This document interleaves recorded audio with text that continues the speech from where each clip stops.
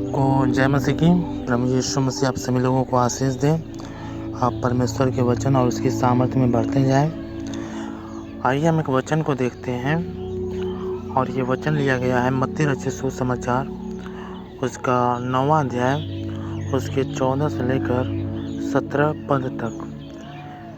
उपवास का प्रश्न। तब यूहन्ना के चेलों ने उसके पास आकर कहा, क्या कारण है कि हम और फरीसी इतना उपवास करते हैं पर तेरे चेले उपवास नहीं करते? यीशु ने उनसे कहा, क्या बाराती जब तक दूल्हा उनके साथ है शोक कर सकते हैं? पर वे दिन आएंगे जब दूल्हा उनसे अलग किया जाएगा, उस समय वे उपवास करेंगे। कोरे कपड़े का पैबंद पुराने वस्त्र पर कोई नहीं लगाता, क्योंकि वह पैबंद उस वस्त्र से कुछ खींच लेता है और वह अधिक फट जाता है। और लोग नया दाखरस पुरानी मशकों में नहीं भरते, क्योंकि ऐसा करने से मशकें फट जाती हैं और दाखरस बह जाता है और मशकें नष्ट हो जाती हैं। परंतु नया दाखरस नई मशकों में भरते हैं और वे दोनों बचे रहते हैं। परमेश्वर इस वचन के द्वारा आप सभी लोगों को आशीष दे। आइए हम इस वचन के लिए प्रार्थना करें। सर्वशक्तिमान पिता परमेश्वर प्रभु यीशु मसीह, हम आपके पास आते हैं, हम आपसे प्रार्थना करते हैं, धन्यवाद करते हैं पिताजी आपके प्रेम, आपकी दया के लिए, आपकी करुणा के लिए, आपकी शांति के लिए, आपकी पवित्र उपस्थिति के लिए। मेरे प्रभु, हम आपके नाम से दुआ करते हैं। जो वचन पढ़ा गया है पवित्र आत्मा जी, ये वचन आपका है। आप अपने वचन के द्वारा प्रभु जी हमसे बातचीत करें। अपने गहरे अद्भुत प्रकाशनों को प्रभु जी, वचन के भेदों को प्रभु जी, गहरी बातों को प्रभु जी आप अपनी आत्मा के द्वारा प्रकट करें, ताकि पवित्र आत्मा जी जितने भी लोग इस वचन को सुन रहे हैं प्रभु जी, उनका जीवन आपके नाम से आशीषित हो और प्रभु जी ये वचन उनके जीवनों में, उनके हृदयों में अधिकारी से काम करे और बस जाए मेरे पिता, 100 गुना फल लाए। और प्रभु जी वो अच्छी तरीके से जान पाए कि प्रभु जी जबकि ये वचन उपवास पर है तो हमें किस तरह से उपवास करना है और किस तरह से हमें परमेश्वर के साथ जीवन को बिताना है। प्रभु जी ऐसी सामर्थ प्रभु जी आप सबको दीजिए। प्रभु जी सभी लोगों पर प्रभु जी आपकी कृपा, आपकी दया बनी रहे मेरे परमेश्वर। यीशु मसीह के नाम में मांगते हैं, आमीन। तो आइए हम इस वचन को देखते हैं। मत्ती रचित सुसमाचार उसका 9वां अध्याय उसके 14 से लेकर 17 पद तक। उपवास का प्रश्न।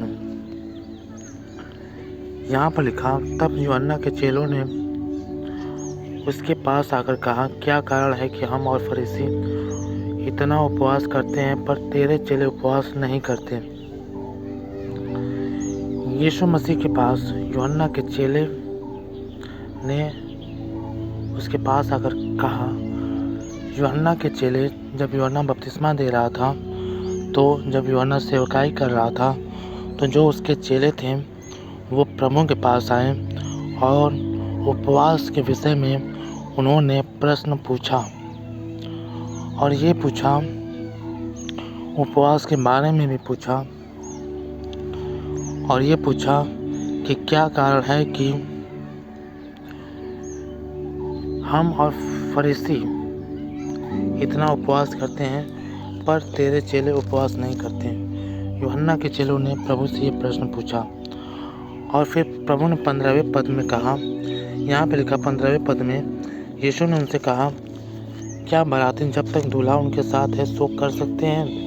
पर वे दिन आएंगे जब दूल्हा उनसे अलग किया जाएगा, उस समय वे उपवास करेंगे।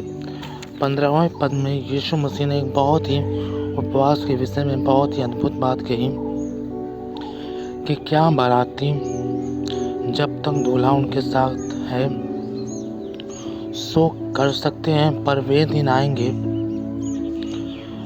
जब दूल्हा उनसे अलग किया जाएगा और उस समय वे उपवास करेंगे। यीशु मसीह ने कहा क्या बाराती जब तक दूल्हा उनके साथ है शोक कर सकते हैं? प्रभु ने उनसे कहा कि जब तक दूल्हा उनके साथ है वो शोक कर सकते हैं। यीशु मसीह उनके साथ थे, अपने चेलों के साथ थे, चेले यीशु मसीह के साथ थे। तो प्रभु ने कहा जब तक मैं उनके साथ हूँ क्या वो शोक कर सकते हैं? क्योंकि प्रभु से उनको अधिकार मिल रहा था, प्रभु से उन्हें बीमारियों को निकालने का अधिकार मिल रहा था, प्रभु उन्हें अधिकार देता था दुष्ट आत्माओं को निकालने के लिए, बीमारों को चंगा करने के लिए। तो प्रभु ने कहा क्या बाराती जब तक दूल्हा उनके साथ है वो शोक कर सकते हैं? पर वे दिन आएंगे जब दूल्हा उनसे अलग किया जाएगा और वो उस समय उपवास करेंगे। और यहाँ पे बहुत से लोग उपवास के विषय में कहते हैं कि इसी वचन को लेकर, और बहुत से लोग ये भी कहते हैं कि बाइबल में उपवास करने के लिए नहीं लिखा है, क्योंकि यहाँ पे लिखा कि क्या बाराती जब तक दूल्हा उनके साथ है।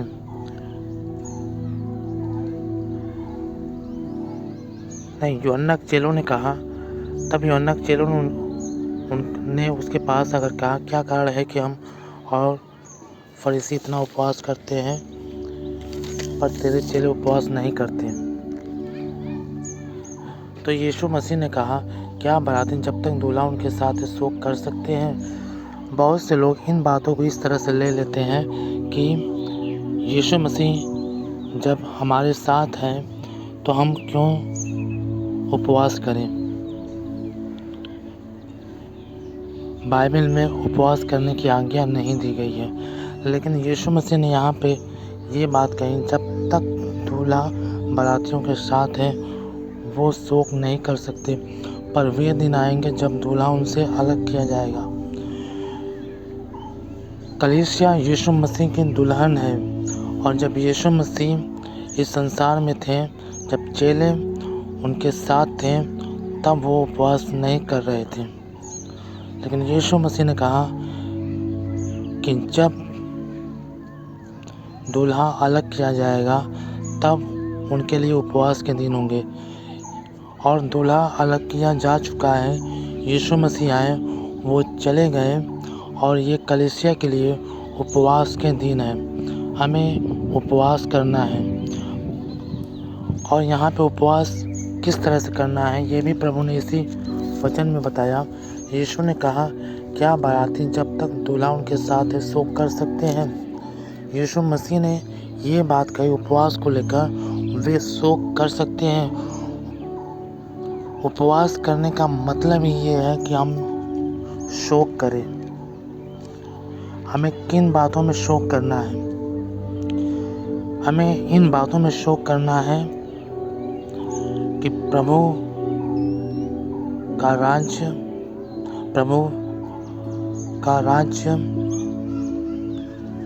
प्रभु का सुसमाचार दूसरों तक पहुँचे। हमें इस बोझ के साथ प्रभु से प्रार्थना करनी है। हमें इन बातों में शोक करना है, हमें दूसरों के लिए शोक करना है उन उपवास के दिनों में कि अगर कोई बीमार है तो प्रभु से चंगा करे। हमें इन बातों में शोक करना है कि कोई जॉबलेस है हमारे घर में, हमारे घराने में, हमारे शहर में, हमारी कलीसिया में, तो हमें उन उपवास के दिनों में उन सब बातों को लेकर प्रभु से प्रार्थना करनी है। हमें उन विषयों में शोक करना है, हमें उन विषयों के लिए अपने अंदर बोझ रखना है कि प्रभु जिनके पास जॉब नहीं है उनको जॉब दे, जिनके पास घर नहीं है उनको घर दे, जिन्होंने सुसमाचार नहीं सुना उन तक सुसमाचार पहुँचे, जिनका मन नहीं बदला, जिन्होंने नया जन्म नहीं पाया या हमने भी नया जन्म नहीं पाया, तो हम इन सब बातों के प्रति शोक करें। हम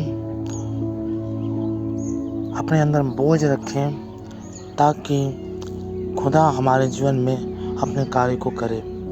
उपवास करने का संबंध प्रभु ने शोक से किया है, और प्रभु ने कहा मत्ती रचित सुसमाचार के 5वें अध्याय के 5वें अध्याय के मत्ती रचित सुसमाचार के 5वें अध्याय में प्रभु ने कहा, 5वें अध्याय के 4 पद में प्रभु ने कहा, धन्य है वे जो शोक करते हैं, क्योंकि वे शांति पाएंगे। तो हमें किन बातों में शोक करना है? जब हम उपवास कर रहे हैं तो हमें लोगों के लिए शोक करना है, शोक के साथ प्रभु के पास बैठना है, बोझ के साथ प्रभु के पास बैठना है कि लोगों तक सुसमाचार पहुँचे। कोई बीमार है तो प्रभु से चंगा करे। हमें इन बातों के प्रति अपने अंदर बोझ रखना है।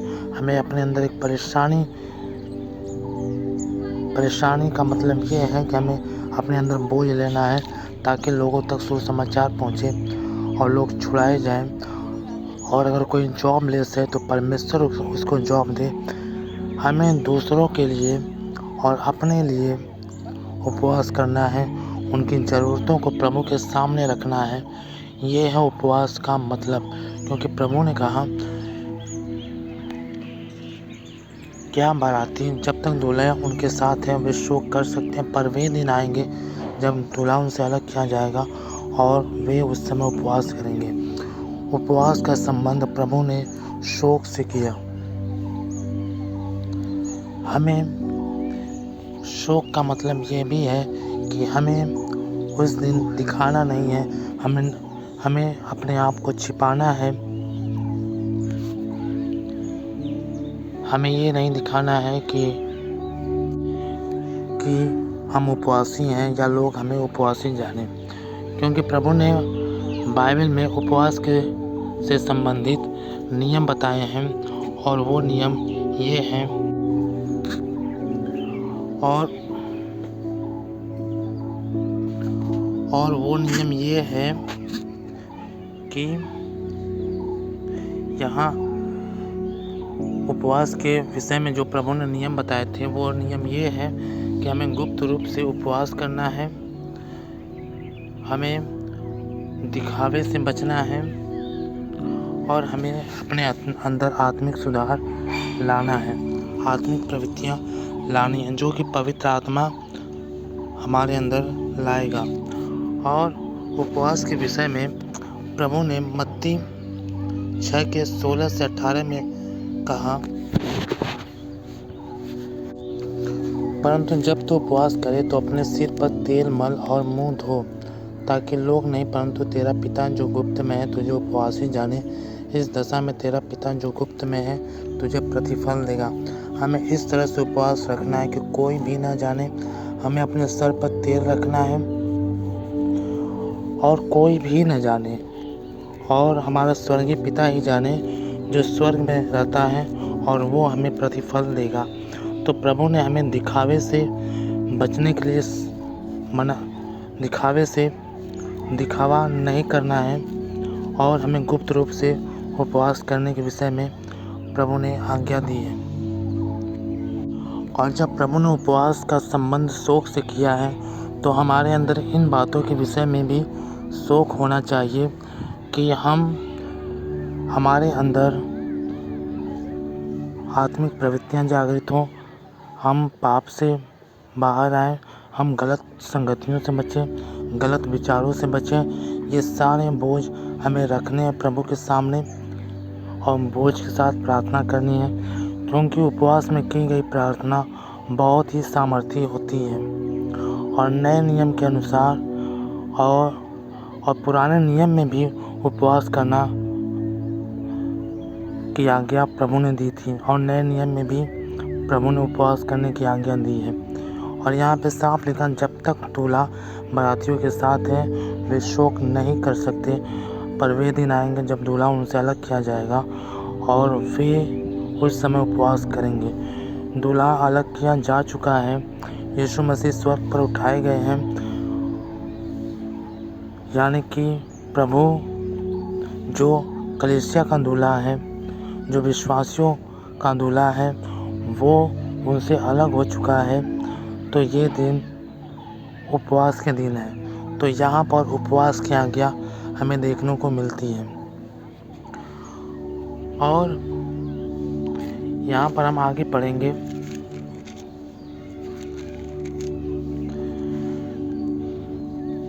कोरे कपड़े का पैबंद पुराने वस्त्र पर कोई नहीं लगाता, क्योंकि वह पैबंद उस वस्त्र से कुछ और खींच लेता है और वह अधिक फट जाता है। यहाँ पर प्रभु ने कहा 7वें पद में 16वें पद में, कोरे कपड़े का पैबंद पुराने वस्त्र पर कोई नहीं लगाता, क्योंकि वह पैबंद उस वस्त्र से कुछ और खींच लेता है। जब हम उपवास कर रहे हैं, जब हम आत्मिकता में आगे बढ़ रहे हैं, तो हम पुरानी बातों की ओर न देखें। जब प्रभु ने हमें निकाल दिया जिन पापों से, जिन गलत संगतियों से, जिन बुरे विचारों से, जिन गलत आदतों से, जिन गलत कामों से, जिन गलत प्रवृत्तियों से, जब प्रभु ने हमारे ऊपर अनुग्रह किया और प्रभु ने हमें निकाल दिया, तो हम उन बातों की ओर, उन पुराने स्वभाव की ओर, उस पुराने जीवन की ओर हम फिर न जाएं। नहीं तो वो जो पुराना स्वभाव हमारे अंदर लौटेगा, तो वो हमारे लिए अत्यंत हानिकारक होगा। क्योंकि यहाँ पे लिखा, कोरे कपड़े का पैबंद पुराने वस्त्र पर कोई नहीं लगाता, क्योंकि वह पैबंद उस वस्त्र से कुछ और खींच लेता और वह अधिक फट जाता है। प्रभु ने जब हमें अपने आत्मिक वस्त्र पहना दिया है, जब हमें अपनी आत्मा दे दी है, तो हम पुरानी संगति में न जाएं, पुराने पापों में न जाएं। जब हमने नया जीवन प्राप्त कर लिया है, तो हम फिर से उन पापों को न दोहराएं, बल्कि हम उपवास के साथ, प्रार्थना के साथ, हम आराधना के साथ, वचन पर चलने के द्वारा हम अपने आत्मिक उन्नति को और बढ़ाएं। क्योंकि बाइबल में लिखा, जब अशुद्ध आत्मा एक मनुष्य में से निकलती है, और तो वो कहती है कि मैं अपने उसी घर में लौट जाऊंगी जहाँ से मैं आई थी। और जब वो आती है, तो अपने से 7 बुरी अन्य आत्माओं को भी ले आती है। और जब वो आती हैं तो अपने घर को फिर से झाड़ा बुहारा पाती हैं, और उस मनुष्य की दशा पहले से अधिक बुरी हो जाती है। तो हम उस पुराने स्वभाव को न अपनाएं। जब हम आत्मिकता में आ रहे हैं, जब हम पवित्रताएं में बढ़ रहे हैं, तो हम पुरानी बातों की ओर न देखें। नहीं तो जो अशुद्ध आत्मा, जो दुष्ट आत्मा, जो पाप कराने वाली गंदी आत्मा हमें छोड़ कर गई थी, जब वो फिर आएगी, तो वो 7 अपने से भी अधिक बुरी आत्माओं को लेकर आएगी, और हमारा जीवन, जिस जीवन को हमने पहले छोड़ा था, जब वो जीवन फिर से आएगा, तो वो बहुत ही बदतर होगा। तो हमें, जब हमने नया जीवन प्राप्त कर लिया, जब हमने नया जन्म प्राप्त कर लिया, जब हम प्रभु की आत्मिकता में आगे बढ़ रहे हैं, तो हम पुराने स्वभाव की ओर न लौटें। और यहाँ पे प्रभु ने 17वें पद में एक बात और कही, और लोग नया दाखरस पुरानी मस्कों में नहीं भरते, क्योंकि ऐसा करने से मस्कें फट जाती हैं और दाखरस बह जाता है और मस्कें नष्ट हो जाती हैं। परंतु नया दाखरस नई मस्कों में भरते हैं और वे दोनों बचे रहते हैं। 17वें पद में लिखा, और लोग नया दाखरस पुरानी मस्कों में नहीं भरते। जब प्रभु ने हमारे अंदर अपना जीवन डाल दिया है, जब हमें नया दाखरस बना दिया है, जब परमेश्वर का आत्मा हमारे अंदर आ चुका है, परमेश्वर का वचन हमारे अंदर आ चुका है, जब हम नई मस्कें बन चुके हैं, जब नया जीवन आ चुका है, तब हम पुराने स्वभाव को अपने अंदर न आने दें। नहीं तो हमारी दशा पहले से भी बुरी हो सकती है। क्योंकि जब हम पाप में जाएंगे और खुदा का आत्मा हमें छोड़कर जाएगा, तो दुष्ट आत्माएं हमारे आत्मिक जीवन को खराब कर सकती हैं, बद से बदतर कर सकती हैं। इसलिए जब प्रभु का आत्मा हमारे अंदर है, हम नई मस्कें बन चुके हैं, हम नया दाखरस बन चुके हैं। खुदा ने हमें ऐसी दाखरस बनाई है जो बहुत ही अच्छी दाखरस है। तो हम उसी आत्मिकता में बढ़ते जाएं, उसी पवित्रता में बढ़ते जाएं, उसी अनुग्रह में बढ़ते जाएं जो प्रभु हमें देता है। और यहाँ पे लिखा, लोग नया दाखरस पुरानी मशकों में नहीं भरते, क्योंकि ऐसा करने से मशकें फट जाती हैं और दाखरस बह जाता है और मशकें नष्ट हो जाती हैं, परंतु नया दाखरस नई मशकों में भरते हैं और वे दोनों बचे रहते हैं। हमें नए स्वभाव को अपनाना है, हमें आत्मिकता में बढ़ना है, ताकि हम नष्ट न हो पर सदा सदा के लिए जीवित रहें, प्रभु यीशु मसीह के साथ रहें। तो हमें इस तरह से उपवास करना है कि उपवास के दिन हमारे लिए बोझ का दिन होना चाहिए, दूसरों के प्रति एक चिंता करने का दिन होना चाहिए, केयर का दिन होना चाहिए, परवाह का दिन होना चाहिए कि हम दूसरों के लिए प्रार्थना करें, हम दूसरों के लिए प्रभु से मांगें। कोई बीमार है तो हम उसकी चंगाई मांगें, कोई जॉबलेस है, किसी के पास नौकरी नहीं है तो उसके लिए नौकरी मांगें, कोई पाप में है तो उसके उद्धार के लिए प्रार्थना करें, हम अपने उद्धार के लिए प्रार्थना करें, हम अपनी आत्मिक उन्नति के लिए प्रार्थना करें। तो प्रभु ने हमें इस तरह से उपवास करना सिखाया है और इस तरह से हमें अपने आत्मिक जीवन में आगे बढ़ना है और हमें गुप्त रूप से उपवास करना है, ताकि परमेश्वर हमारे उपवास का प्रतिफल दे और हम दूसरों के लिए प्रार्थना करते रहें उपवास के साथ और अपने आत्मिक जीवन के लिए प्रार्थना करते रहें। तो परमेश्वर इस वचन के द्वारा आप सबको आशीष दे। सबको जय मसीह की।